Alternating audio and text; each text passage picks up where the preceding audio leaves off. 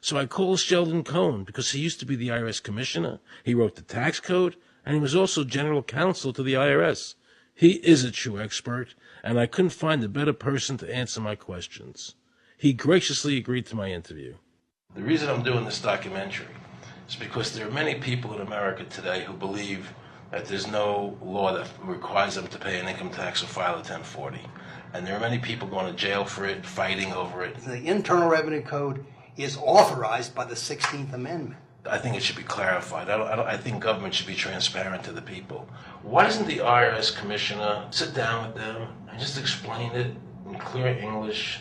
Why? I don't think they really care. I think they're just playing word games. You don't think they're sincere people? No, I don't think they're sincere people. What does voluntary compliance mean? And why does the IRS code say it's voluntary to comply, not mandatory? That's a word euphemism we use. We use voluntary compliance when we talk about traffic signals. Most people at 2 o'clock in the morning, do you stop at a red light? Yeah. Is there a cop there? Well, sometimes I don't. Well, I do, and most of us do. Most of us do. Right. But that's voluntary compliance. That was a complete perversion of logic. Traffic laws state that it is mandatory to stop at a red light. The IRS code says it's voluntary to comply. Mandatory and voluntary are the complete opposite of each other. Yet he wants us to believe that they mean the same thing.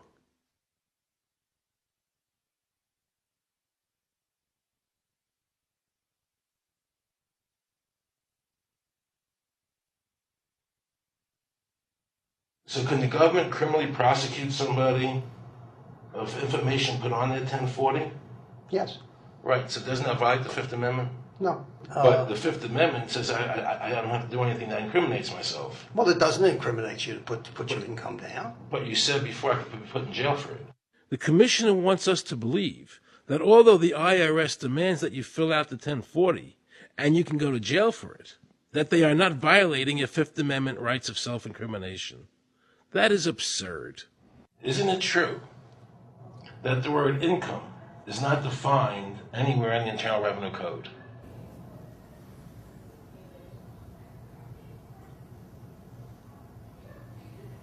The law says that the government has a right to tax income from any source derived. So, but the word income is not defined in the code. It just says income without a definition That's right. of what income is. That's right. Correct? Yeah. But there are many different kinds of taxes. Well, how can an American citizen know what income is if the code doesn't define it? If they're paying an income Because tax... the courts have all defined it. Do you remember what constitutional attorney Edwin Vieira said? The definition of income in the Constitution was given in the Eisner versus Montgomery case, and it turns on gains or profits that are made from some activity. So the Supreme Court has ruled income is not wages, it's not labor, it's gain from corporate activity. I believe that a man's labor is his private property. That's your view, but it's not the law. The Supreme Court's even said your labor is your private property. When I go to work for somebody, it's a trade. It's an even exchange. I do some work, you give me some money.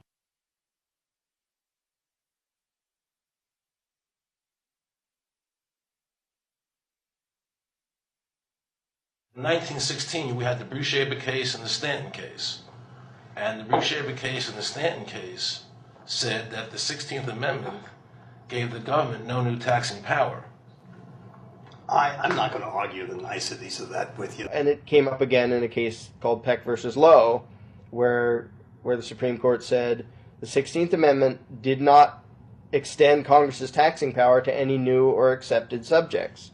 In other words, if you weren't taxable before the 16th, you weren't taxable after the 16th. Today I interviewed a juror, okay, who sat on a case, and they found the person not guilty for lack of filing, okay? And I asked her why they found him not guilty. And she said because the IRS couldn't show us the law that made him liable to file a 1040. All they need to do, if there is a law, is to show us the law. Which, of course, they never did. And the reason they didn't do it was why? Because there is no law. Title 26 requires you to file a return. But doesn't Title 26 have to be in compliance with the Supreme Court decisions? You're going to take a 1920 case and superimpose it on the whole Internal Revenue Code that was written after it? No, that's not. I can't believe what I just heard. Rewind. You're going to take a 1920 case and superimpose it on the whole Internal Revenue Code that was written after it? No, that's not. Remember he said earlier the Internal Revenue Code was authorized by the 16th Amendment? The Internal Revenue Code is authorized by the 16th Amendment. Remember, the Supreme Court said the 16th Amendment did not give the government any new taxing power. These decisions have never been overturned. Let's listen further. Can the lower courts overrule the Supreme Court? No. How are they putting people in jail today for not paying a tax on their labor when the Supreme Court said they don't have to? Doesn't the IRS code have to be in compliance with the Supreme Court? That's my big question. This is a waste of time. Well, because whatever I say, you're not going to believe. He's right. I don't believe him. And neither should you. He wants us to believe we should obey the IRS code, which is being enforced in violation of the many Supreme Court decisions. If the Supreme Court made a decision... Thank you, Aaron. I think we're finished. I'm sorry, Mr. Cohen, you're doing that. Well, I'm sorry that you constantly re-argue the point. You're liable because the law says that you're liable, and the courts say the law says you're liable, and that's why you're liable. You see, he's talking about the lower courts, who are not in compliance with the Supreme Court, as they have to be. Doesn't the court have to be in compliance with the Supreme Court? The Supreme Court has so held. Where? You caught me unprepared. I'll come back. Well, I don't want to do that. But let me ask you a hypothetical question. No. You're making silly arguments here. Why is the Supreme Court decision a silly argument? Well, because it's inapplicable. That made my heart stop.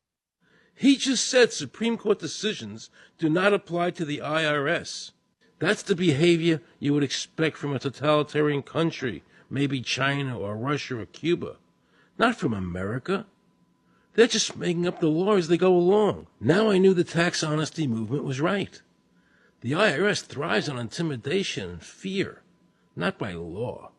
It's no different than a criminal protection racket, using force to extract your money from you.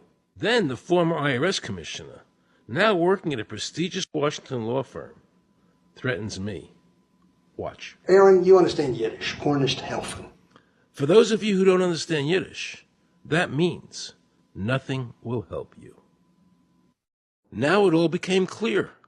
I understood why the IRS wouldn't go on camera and talk about where the law was. I understood why all the senators I called refused to be interviewed. There is no law. And now you know what our political leaders and the courts have known for decades and have tried to cover up. The United States Constitution strictly forbids a direct, unapportioned tax on the wages and salaries of American citizens. The United States Supreme Court has consistently ruled that the income tax is a tax on profits and gains, not on labor and wages. On behalf of the American people, I challenge the IRS to show me a statute that allows a direct, unapportioned tax on the wages and labor of the American people.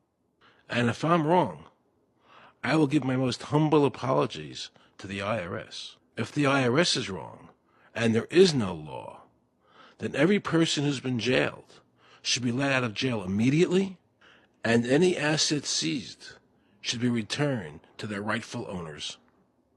If this is a nation of laws and a free country, then the IRS should show the law to the American people.